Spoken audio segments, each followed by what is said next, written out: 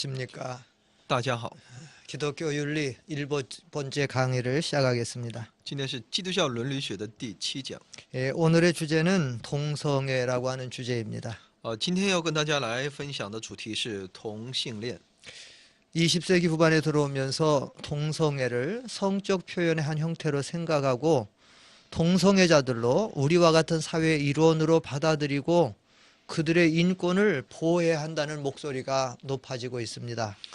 到了20世纪后半叶的时候呢，有很多人都主张同性恋呢就是一种性表现的一种形态，作为一个同性恋呢，他也应该参与到，我们应该接纳这些同性恋者到我们的社会当中，也应当保护他们的人权，这样的声音越来越高涨。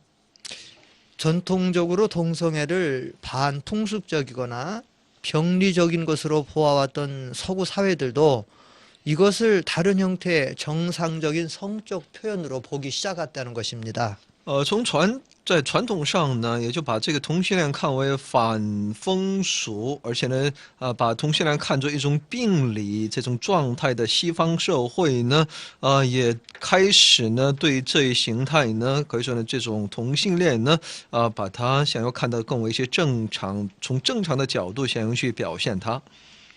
1973년 미국 의사협회는 동성애를 질병으로 보던 견해를 버리고 다른 성적 성향으로 보기 시작했습니다. 1973年开始呢，美国的医学学会呢，开始把这同性恋呢从原先的疾病角度来切入，再慢慢把它看到是一种性这一方面的一种不同的倾向。 교회도 마찬가지입니다. 상당수의 진보적인 교회들은 동성애를 마치 왼손잡이와 같은 것이라고 하면서 관용적인 자세를 취하고 있으며 나아가 동성애자들에게 성지까지 제공함으로써 미국과 유럽의 진보적인 교회와 성당에서는 목사와 신부가 등장하는 이런 추세에 있습니다.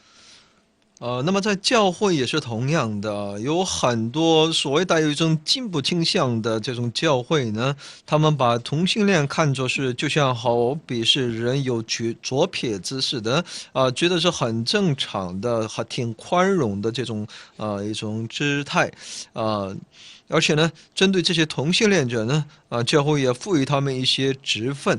在美国，在欧洲的一些所谓进步的一些教会呢，或者是一些天主教的那些教会也好，他们呢，都把这个牧师也好，身份这个神父也好，当中呢有不少都是呢同性恋者。 뿐만 아니라 그들은 말하기를 교회들이 동성애자들에 대한 잘못된 시각에서 벗어나야 된다고 소리를 높이고 있습니다. 不仅如此呢，他们也在主张教会应该摆脱以往对同性恋的错误的一些理解和认识。 2000년 가을 연예인 홍석천이 동성애자로서의 자기 정체성을 드러낸 사건, 소위 커밍아웃으로 인해 우리 사회의 동성애에 대한 논의가 격렬히 일어나고 있습니다. 在2000年，秋天的时候呢，韩国有一位非常有名的演艺圈的人呢，在一个公开场合呢，承认自己是同性恋者，而引发了很大的在当时的社会的反响。 홍석천 사건 이후에도 여러 단체들과 사람들이 동성애 문제를 동성애자 인권과 결부하여 다루고 있지만 실제 핵심은 동성애에 대한 편향적인 분위기를 촉구하는 것이라고 할 수가 있습니다.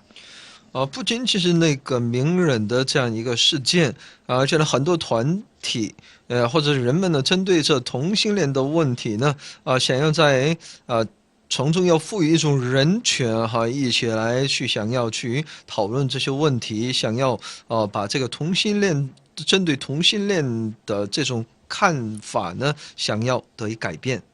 동성애 지지자들은 동성애란 이성애와 같이 상호간의 성적 관계를 표현하는 한 형태이기에 사회는 이것을 성적 성향이 다른 사람들의 지극히 자연스러운 성적 표현으로 받아들이면 된다고 주장하고 있는 것입니다.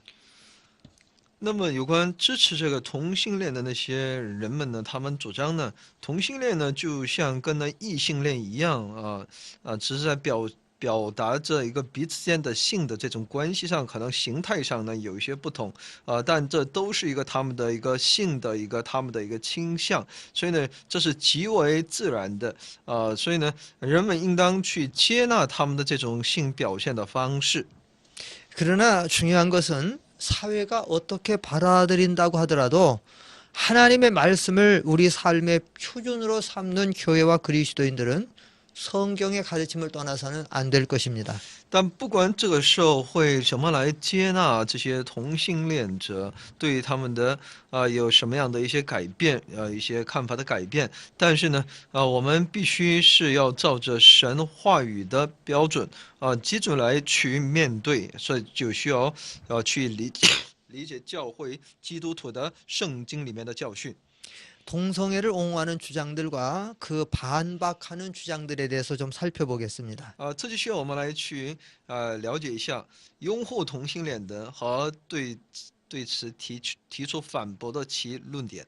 첫째, 동성애 지지자들은 성관계에 동의하는 성인들의 성적 취향에 대해서는 금지해서는 안 된다고 주장하고 있습니다. 那些支持者们，他们主张呢，也就是所有那些同意就是同性之间发生这种性关系有这样的一个倾向的人来说，针对他们呢，我们不应当进行禁止。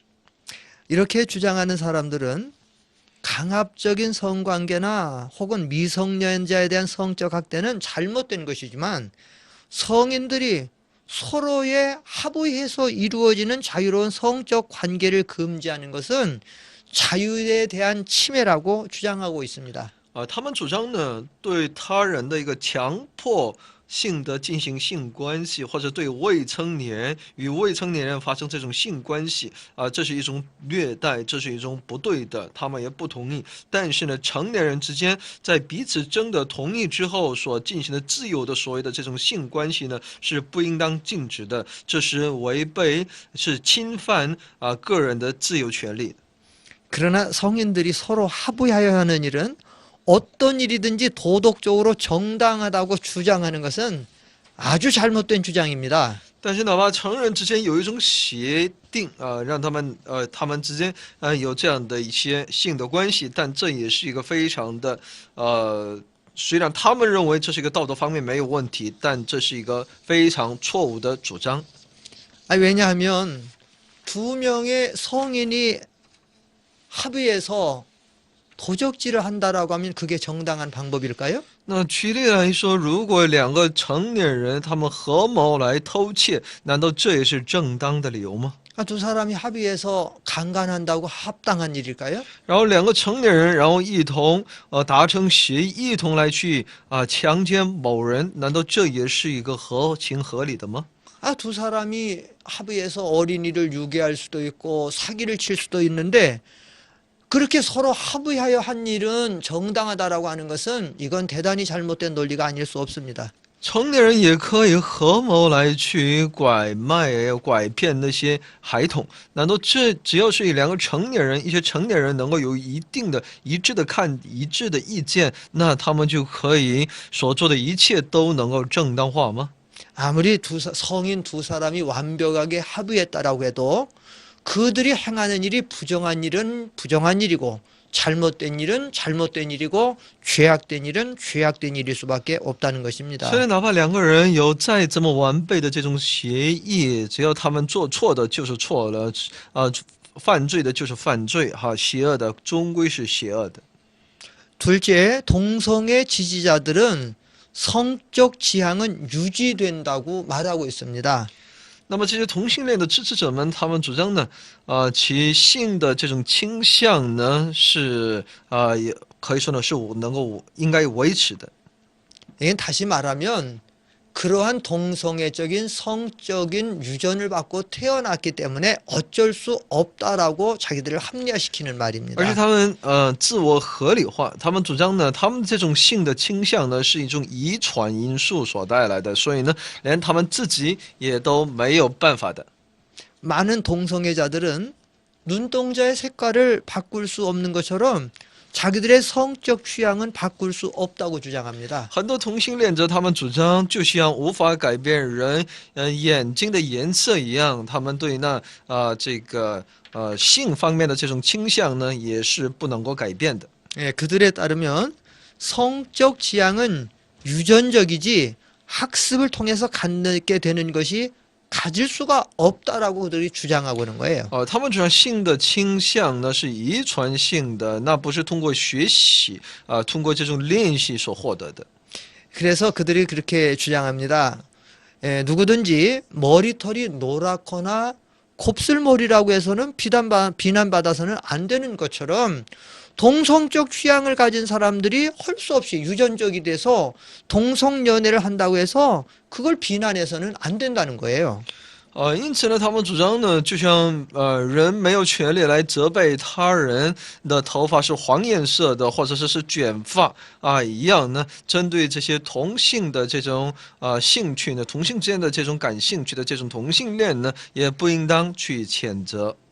그러나 현대의학적 소견으로 동성의 성향이 유전한다라고 하는 주장을 뒷받침해 줄 만한 확고한 의학적으로나 과학적 증거는 없다는 것입니다. 但从现代医学的角度来说呢，还没有一个完全的一个证据能够去表明同性恋是一种遗传因素。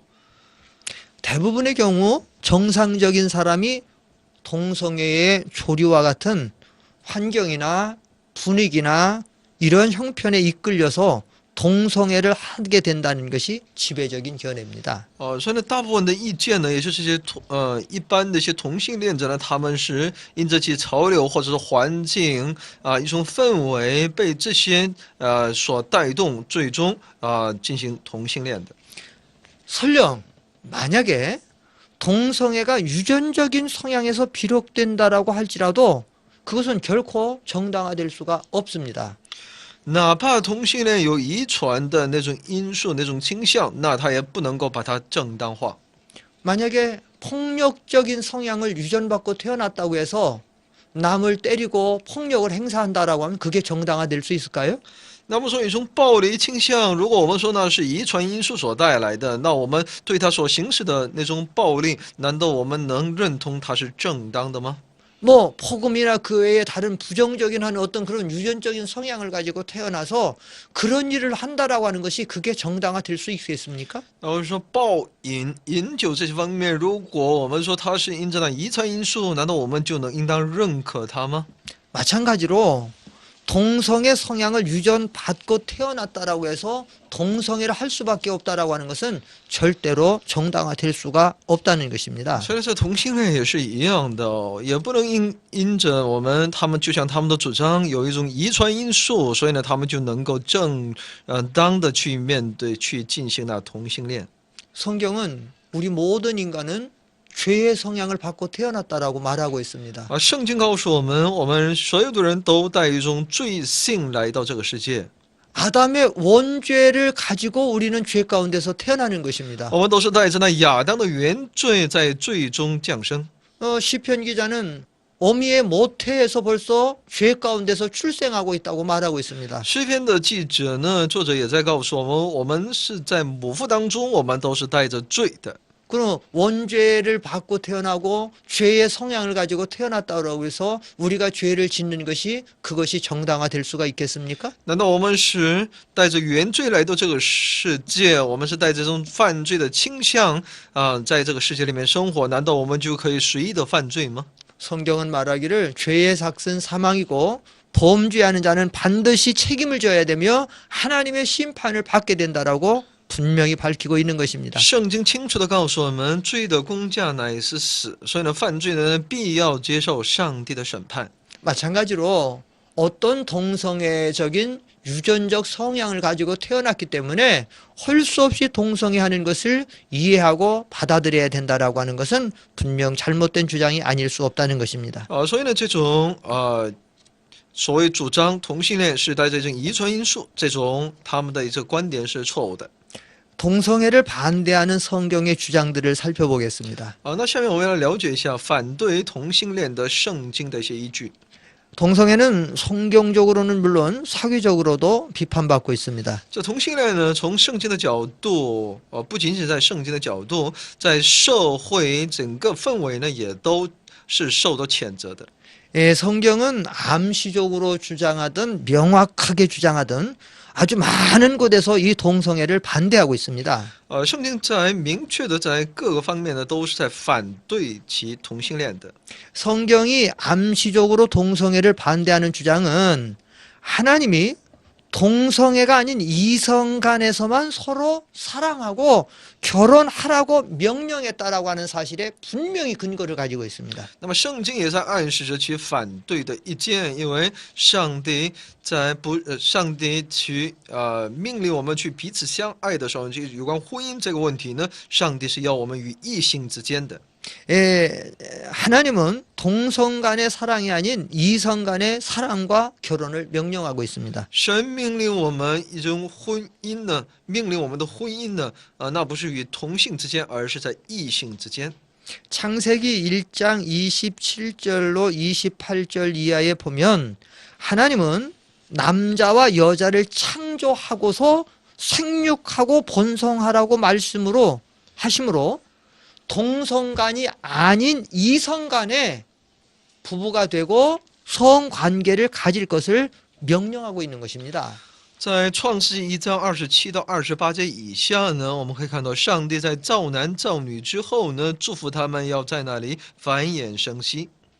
또한 창세기 2장 24절 이하에 보면 남자가 부모를 떠나 아내, 즉 여자와 합하여 둘이 한 몸을 이룰지다라고 말씀하심으로 이성 간의 육체의 관계를 허락하신 것입니다. 所以呢，在这里也能够看到，上帝是允许异性之间的这种性的关系。在创世纪2章24节以下呢，也能够看到离开父母与妻子联合，两人成为一，这部分也是与异性之间的这种关系。 여기서 한 몸을 이룰지로다라고 하는 말씀은 여러 가지 의미가 있지만 그 중에 하나는 둘이 한 몸을 가지라는 것은 둘이 성관계를 가지는 의미도 또한 거기에 포함되어 있는 것입니다. 이성 간에 그러니까 육체의 관계를 가지라고 말씀하고 있는 것입니다. 所以在圣经所讲的2章24节里面说起来，两人成为一体呢，虽然有各种的一种它的内容包括在里面，但在这里也同样包括两个人要彼此有这种性的关系。 소돔과 고모라는 저주를 받았습니다. 索多玛和俄摩拉呢，他受了咒诅。 성경에서 두 시대가 죄악의 대표적인 시대로 등장하고 있는데 하나는 노아의 시대고 하나는 소돔과 고모라의 시대입니다. 圣经呢，可以让我们看到两个时代，一个是처음 시대가 뭐랬죠? 시대, 때. 那我们在这里看到有代表性的一个是索多玛和俄摩拉的这么一个时代。 누가복음 17장에도 예수님께서 인자가 올 때에도 이 세상은 노아의 시대와 같고 소돔과 고모라의 시대와 같이 될 것이라고 말씀하고 있습니다. 主耶稣呢，这个世界呢，也就像那挪亚的时代，也就像那索多玛和俄摩拉的时代。 이 소돔과 고모라의 대표적인 죄는 음행죄입니다. 那索多玛和俄摩拉所犯的一个代表性的犯罪呢，那就是犯奸淫。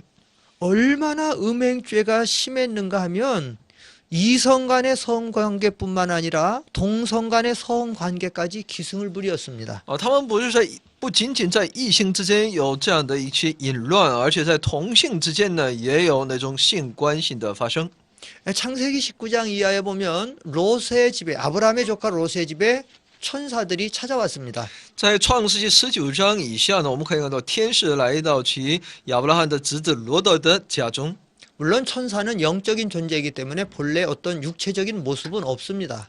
天使当然是他是属灵的，所以呢，他原先是没有一种肉体的那种肉身的。 예, 그러나 사람에게 어떤 무엇을 전달하거나 뜻을 이룰 때에 종종 천사가 사람의 모습으로 나타나는 경우가 있습니다. 但是为了传递神的一些信息呢，有的时候他也以人的样式出现在人们的面前。 그때 천사는 사람의 몸을 입고 있을 때 남자의 모습으로 주로 나타납니다. 他以人的形象出现的时候呢，大部分都是以男性的这样的一个样式出现。 그래서 천사가 롯의 집에 남자의 모습을 하고 들어간 것입니다. 那他就以男子的这种形象呢，进入到罗德的家中。 그때 소돔과 고모라에는 많은 사람들이 롯의 집에 몰려가서 이 저녁에 내게 온 사람을 이끌어내라. 우리가 그를 상관하겠다고 말하고 있습니다. 这样的时候呢，很多人都聚集在这个围住呢罗德的房子，而且呢喊叫说呢，这个晚上你到你这里来的人在哪里？把他带出来，任我们所为。 우리가 그들을 상관하겠다라는 말은 성관계를 갖겠다는 말입니다. 任我们所为的意思呢，就是我们要与他们有性关系。 거기는 남녀노소 많은 사람들이 모여 있었습니다. 在当时有男女老少有很多人。 이 남자들이 남자를 더불어서 성관계를 갖겠다라고 하는 것은 바로 동성연애의 죄를 말하는 것이지요. 讲的也就是呢同性恋的这种犯罪。 그래서 유다서 1장 7절에 보면 소돔과 고모라 및 그 인근 도시들도 간음을 행하며 다른 색을 따라가다가 영원한 불의 형벌로 망했다라고 말하고 있습니다. 在犹大书1章7节里面说呢，又如所多玛、俄摩拉和周围城邑的人，也照他们一味的行淫，随从逆性的情欲，就受永活的刑罚作为借鉴。 여기서 말하는 다른 색이라고 하는 것은 동성의 죄악을 가리키는 것입니다. 逆性的情欲呢，所讲的是同性。 예수님이 우리가 살아가는 이 시대를 노아의 시대 같고 소돔과 고모라의 시대와 같다라고 하는 것은 지금 우리가 살아가는 이 시대도 이 동성애의 죄악이 지금 점점 많아지고 있을 것을 경고하고 있습니다. 主耶稣警告这世代呢，就像那挪亚的时代，就像那索多玛和俄摩拉的时代。所以现今我们所生活的这个世界呢，也的确就像当时的那种时代一样，有很多这方面的犯罪。 요즘 사회 문제로 대두되는 것 중에 하나가 바로 이 동성애 문제입니다. 最近呢，真的社会上呢很大的一个问题出现呢，是有关这个同性恋的问题。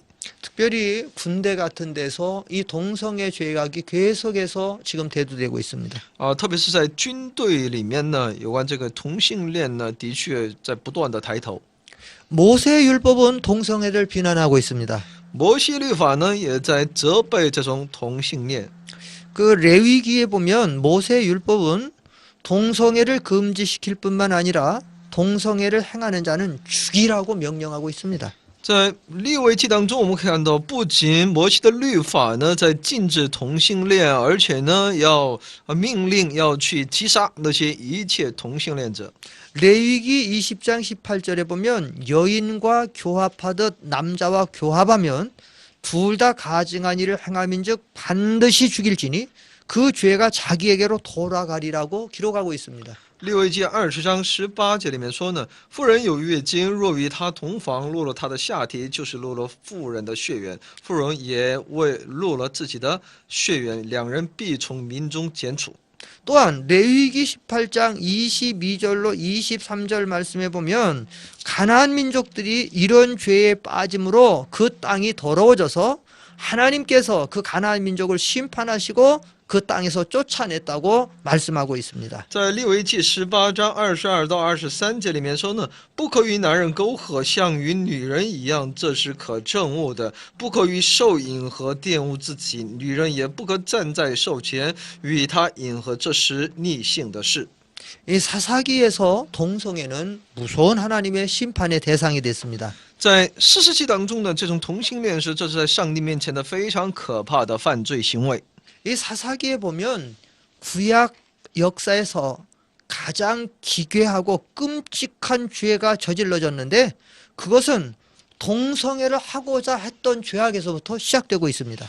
所以呢，在士师记当中也能够看到，在旧约历史当中呢，这段期间呢，真的发生了很多人们犯了在上帝面前真的很大的那种犯罪行为，但其中呢，也就有这一个同性恋。 사사기 19장 22절 그 이하에 보면 그 성읍의 비류들이 그 집을 에워싸고 문을 두들기며 집 주인 노인에게 말하여 가로되 네 집에 들어온 사람을 끌어내라. 우리가 그를 상관하리라고 말하고 있는데 여기서 시작된 대로 말미암아 베냐민 자손 25,100명이 죽임을 당하는 큰 심판을 받게 되는 불행한 일이 초래되고 있습니다. 在士师记19章22节里面说呢，他们心里正欢畅的时候呢，城中的匪徒围住房子，连连叩门，对房主老人说：“你把那进你家的人带出来，我们要与他交合。”那么我们在这里因着这些他们的一些犯罪呢，那么便雅悯支派的25,100多人，他们面对了死亡。 구약 성경에서 죄악이 가장 많이 성행했던 때가 바로 사사기 시대입니다. 所以呢，在旧约时代呢，罪恶冠盈的那个时代，就是那士师时代。 그때는 왕이 없으므로 사람이 자기 소견에 옳은 대로 행하였다라고 말하고 있습니다. 因为那个时候呢，因为没有王，所以呢，人们那是个人都任意而行了。 그 오늘 그 19장에 보면 레위 사람이 첩을 취했습니다. 那么今天就刚才我们在士师记19章当中可以看到，利未人娶了妻。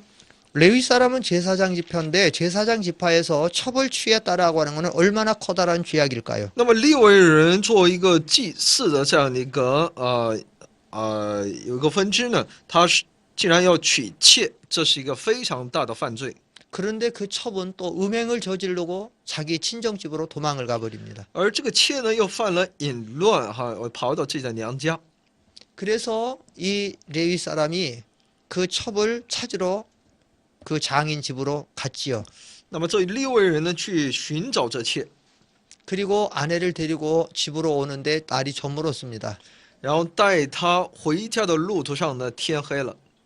베냐민 지파에 속한 땅 기브아에 이르러서는 해가 져서 더 갈 수가 없었습니다.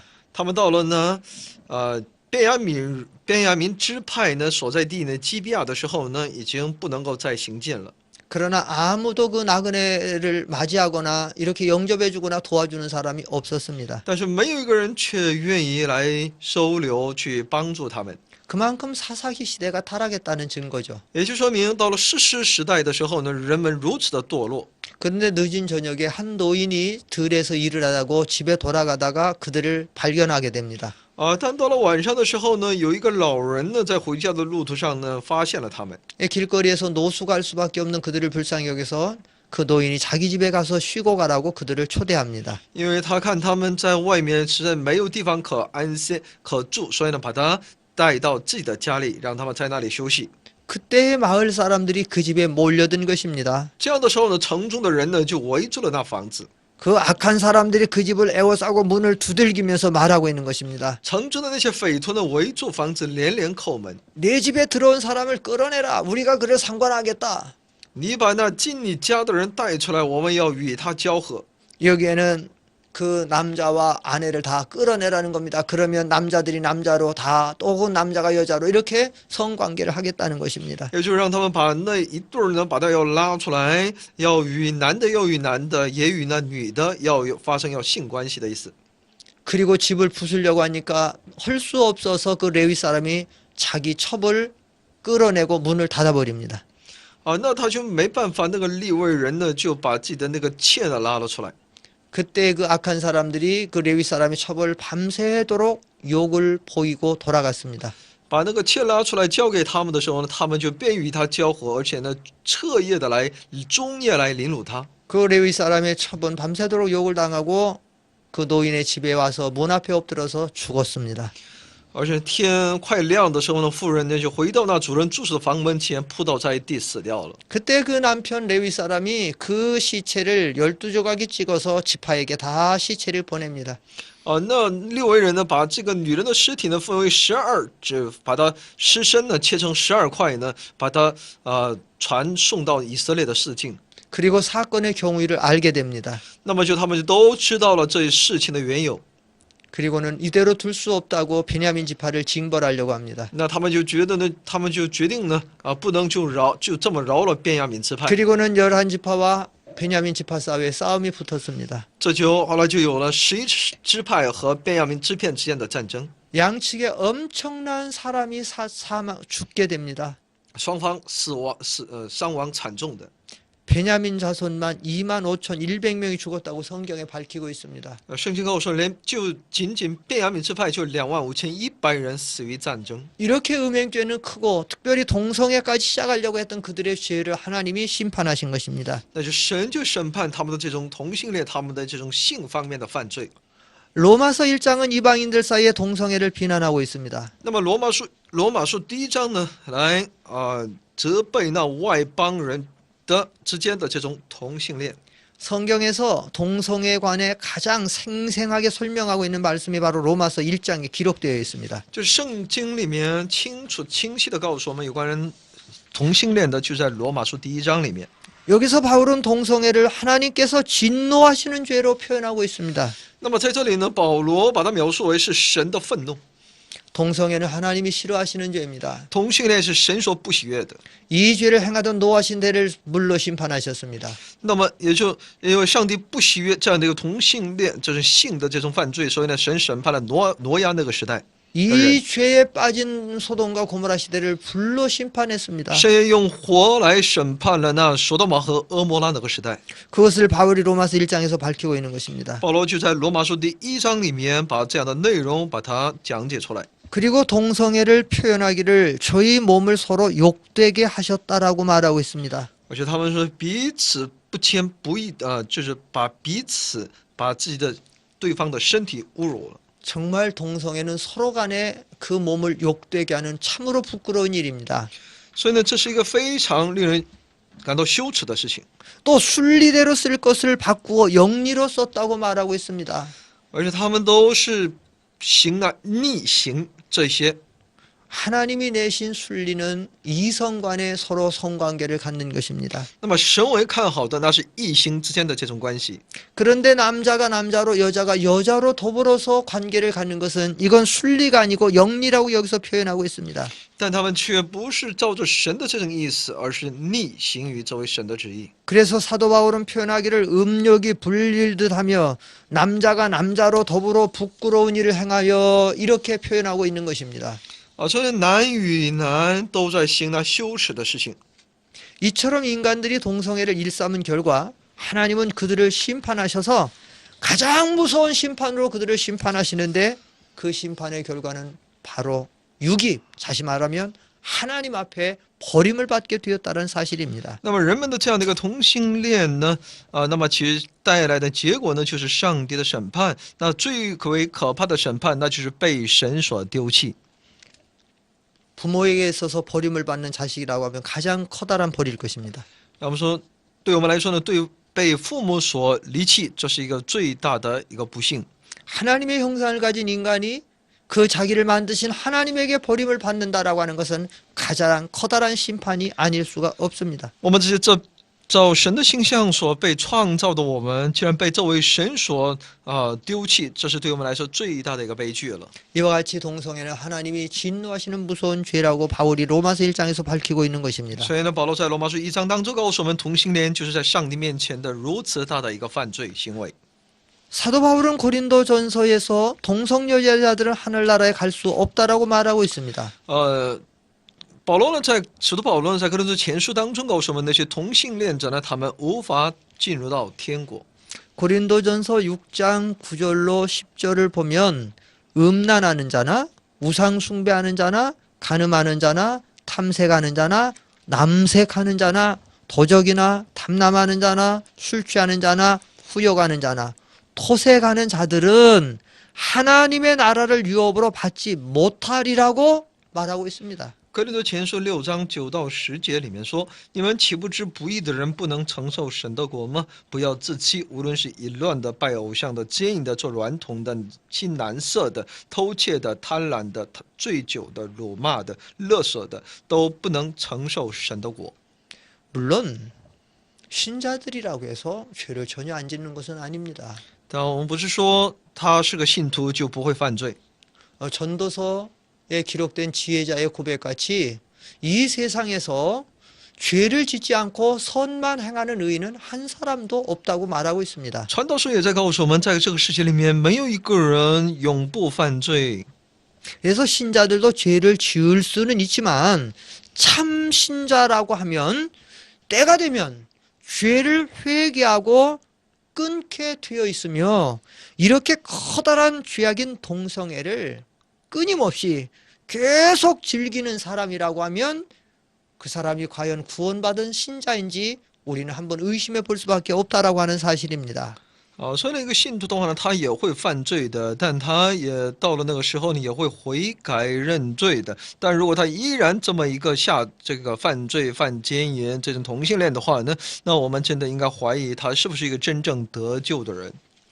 요한일서 3장 9절에 보면 하나님께로서 난 자마다 죄를 짓지 아니하나니 이는 하나님의 씨가 그의 속에 거하며 저도 범죄치 못하는 것은 하나님께로서 났음이라고 말하고 있습니다. 在约翰一书3章9节里面说：“凡从神生的就不犯罪，因神的道存在他心里，他也不能犯罪，因为他是有神生的。” 여기서 하나님께로서 난 자라고 하는 말은 말씀과 성령으로 거듭난 것, 다시 말하면 중생한 것을 가리키는 말입니다. 那么说是有神生的，那就是从神的话语和圣灵当中而重生得救的。 참으로 예수를 믿음으로 거듭난 중생한 사람은 때가 되면 죄를 끊게 되어 있습니다. 到了真正重生得救的人呢，到了那个时候，他都会悔改而断绝与那罪之间的关系的。 하나님을 모를 때는 무서운 죄를 지을 수 있지만 하나님을 알고 나서는 무서운 죄를 물론 처음에는 얼마간은 지을 수 있지만 때가 되면 회개하고 끊어버리게 된다라고 하는 사실입니다. 我们在不认识神的时候呢，我们会犯那些罪的。当我们认识神之后呢，虽然我们也会犯罪，但是呢，到了那个时候呢，我们都会把这些罪一一的去掉的。 디모데전서에도 보면 동성애를 강렬하게 비난하고 있습니다. 在提摩太前书当中也是非常强烈的来谴责那些同性恋的。 디모데전서에서 바울은 율법은 살인하는 자며 음행하는 자며 남색하는 자며 기타 바른 교훈을 거스리는 자들을 위해서 있다라고 말하고 있습니다. 所以在提摩太前书1章9到10节里面告诉我们，因为这个律法呢，不是为义人设立的，乃是为不法和不服的、不虔诚的和犯罪的、不圣洁的和恋世俗的、是父母的和杀人的、行淫的、亲男色的。 여기서 남색이라는 말은 간통보다 더 지독하게 커다란 더 추악한 이런 성적 죄악을 가리키는 말인데 다시 말하면 남색이라는 말은 남자가 남자끼리 이루어지는 동성연애자의 죄를 가리키는데 이 죄가 무서운 죄라는 사실입니다. 亲男色的，亲男色也就是呢男子与男子之间所发生的这种性的关系，这是上帝非常不喜悦的，是震怒的，所以呢是一个可怕的犯罪。 무서운 죄는 무서운 심판이 따라오게 됩니다. 행한 대로 거두게 하시고 심는 대로 거두게 하시는 하나님 앞에 무서운 죄, 큰 죄는 그만큼 무섭고 커다란 죄, 심판이 따라온다는 사실입니다.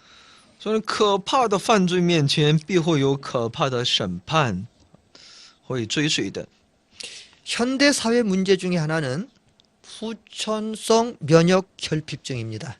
那么在现代社会当中的一个非常大的一个课题、一个问题，就是呢，免疫系统的缺乏。 이 치명적인 질병이 동성애로 인해서 확산된다라고 하는 데는 의문의 여지가 없습니다. 最致命的疾病呢，是因着那同性恋而被扩散的。 전문가들에 따르면 앞으로 수많은 사람들이 이 에이즈라고 하는 질병에 때문에 사망할 것이라고 경고하고 있는 것입니다. 很多专家呢在警告，将来还会有很多的人因着那艾滋病的缘故呢而死亡。 동성애를 반대하는 다른 논증들에 대해서도 좀 살펴보겠습니다. 我来继续来了解一下反对同性恋的一些其他的一些论证。 성소 이외에도 동성애라는 비정상적 성애가 잘못된 것을 보여주는 도덕적이고 사회적인 증거들이 많이 있습니다. 除了圣经以外呢，在反对其同性恋的这种性行为是错误的，也就是说，证明其性行为的错误的有很多方面的证据。 첫째로 동성애는 비정상적 성행입니다. 那么第一呢，同性恋是不正常的性行为。 성경 말씀들을 별도로 하더라도 우리 인간의 그 본성 자체가 동성애가 잘못된 것을 보여줍니다. 我们有关圣经的教导，我们暂且不提，那我们也能够知道，这同性恋呢，在其人的本性当中呢，也是可以看到是错误的。 대부분 동성애를 하는 사람들은 쉬쉬하면서 그것을 가리려고 하죠. 一般同性恋者呢，他们总想回避这些问题。 그 본성 자체가 그래서 얼마나 부끄러운 죄악임을 말하고 있는 것입니다. 这本身就告诉我们，他们的这种行为是多么的羞耻。 이 동성애는 인간 성의 정상적 사용에 반하는 것입니다. 这种同性恋呢，是违背于正常的人类的性行为的。 이것은 다음과 같은 몇 가지 이유를 보더라도 분명하게 말할 수 있습니다. 从下面的几个理由当中，我们也能够看到这个问题。 동성애를 통해 태어난 사람이 없고 또 날 때부터 동성 연애자인 사람도 없습니다. 那就是说，借着同性恋，不可能有新的生命的诞生。所以呢，没有人一出生就是同性恋者。 동성 연애자들은 유전적 성향을 받아서 어쩔 수 없다라고 말하지만 어떤 동성 연애자이든지 살아가다가 동성 연애자가 되는 겁니다. 虽然他们主张他们有遗传的那种因素，但其实呢，同性恋者呢，就是他们的生活的这种过程当中慢慢成为同性恋者。 동성 행위는 비정상적인 행위이기 때문에 극소수의 사람만이 행하고 있습니다. 而同性恋的这种行为呢，是不正常的一种行为，所以呢，只有极少数的人才会去尝试的。 이거는 정확한 통계가 내기가 어려운 은밀한 가운데서 이루어지는 행위이기 때문에 정확한 통계를 내기는 어렵지만 보통 여기에 관계된 사람들에 의하면 2%에서 한 5% 정도 사이를 왔다 갔다 할 것이라고 말하고 있습니다. 所以这有关这个同性恋者的统计呢，是很难以具体的、正确的有统计，因为这是隐秘性的。但大概的统计是在2%到5%之间。 동성애자들을 보면 동성과 있을 때는 함께 동성애를 하지만 서로가 부득이한 사정으로 헤어져 있을 때에는 또 격리되어 있을 때에는 정상적으로 이성과 성관계를 가진다고 합니다. 이런 사실을 볼 때에 동성애는 정상적인 행위가 아니라는 것이 분명합니다. 那么同性恋者呢，他们在可是呢，与其自己的那些同性恋之间有某种一些外在的一些阻力而离开的时候呢，分手的时候呢，他们又很正常的与那异性会发生性关系的。 둘째, 어떤 사회도 동성애를 통해서는 유지될 수 없습니다. 所以呢，我们在这里看，很难去确定这个肯定同性恋的正当性。所以呢，这种不管在任何一种环境状态下呢，我们都不能够同意他们的这种同性恋的看法。 사회가 존속하기 위해서는 우선 건강해야 하고 이성과의 성관계를 통한 생산이 이루어져야 합니다. 社会为了延续这个健康的延续呢，这也需要健康的异性之间的这种性关系。 건강한 이성과의 성관계가 존재하지 않으면 동성연애자들도 존재하지 못합니다. 所以呢，没有一个正常的这种关系的话呢，也只要有正常的这种关系，性关系、异性之间的关系的话呢，同性恋也就没有什么立足之地了。 달리 말하면 동성관계를 통해서는 아무 사람도 태어날 수가 없습니다. 이성과의 성관계는 인류의 존속을 위해서 절대적으로 필요합니다. 만약 동성 간의 성관계가 많아지고 이성 간의 성관계가 줄어들면 인류 존속에 대한 심각한 위협이 될 것입니다. 所以同性之间的这种性关系呢，是不可能有下一代的这样的一个出现，只有与异性之间的这种关系才能够延续着人类的这种命脉的。所以呢，如果同性之间的这种性行为不断的增多，而异性之间与异性之间的性关系不断减少的话呢，那这就整个就会威胁整个人类的生存了。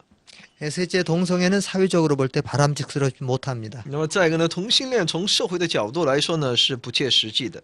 이 동성애는 사회적으로 바람직스럽지 못한 현상들과 연관이 되어 있습니다. 同性恋与这个社会当中有很多那些不协调的现象是连接在一起的。 심리학적인 연구 결과들을 보면 동성애는 자기중심주의, 자기도취주의, 피학대성, 음란성, 적개심 등 이런 것과 연관되어 있음을 알 수 있습니다. 据一些心理学家的研究结果显示呢，同性恋者呢，实际上都带有一些自我中心主义，还有自我陶醉主义，还有这淫乱这种自卑这样的一些因素呢，都是有关联的。 많은 동성연애자들은 일반인보다 3배나 더 많은 어린이들을 상대로 한 성폭행을 저지르고 있었고 그 가운데 일부는 지극히 폭력적 양상을 보이고 있었습니다. 说很多同性恋者呢，比一般人呢高出3倍，他们更加想要去与那些孩童来发生性关系、性暴力。 也就是说，而且呢，他们当中有很多呢有极大的这种暴力倾向。 결론적인 말씀을 드리겠습니다. 하나님은 인간의 성은 일부 일처제의 바탕을 둔 이성 간의 관계 속에서만 사용되어져야 한다고 분명히 말씀하고 있습니다. 神清楚地告诉我们，人应该拥有一夫一妻制的这样一个基础上呢，建立异性之间的关系。 구약 성경은 동성애를 사형에 처해야 하는 범죄로 여겼으며 신약 성경도 출교의 근거로 설정하고 있습니다. 旧约圣经呢，把这个同性恋呢定作为判死刑的这么一个罪行；新约圣经呢，也把这个同性恋呢作为一个把他赶出教会的这么一个依据。 성경은 동성애를 비정상적이고 불결하고 부끄럽고 추잡하고 변태적이고 혐오스러운 행위로 규정하고 있습니다. 圣经呢也就把这个同性恋呢看作是非常的不洁，是不正常的，是非常的变态的，是厌恶的一种行为。 그러므로 동성애는 도덕적으로나 사회적으로 비판의 대상이 되고 있는 因此 것입니다. 呢，同性恋呢就成为呢，不管是在道德方面、社会方面，都是要受到谴责的这么一个对象。 동성애는 심리적으로나 사회적으로 위험할 뿐만 아니라 수많은 사람들의 생명을 위협하고 있습니다. 同性恋不仅在心理上、社会上呢会危害他人，而且呢也会在威胁着很多人的性命。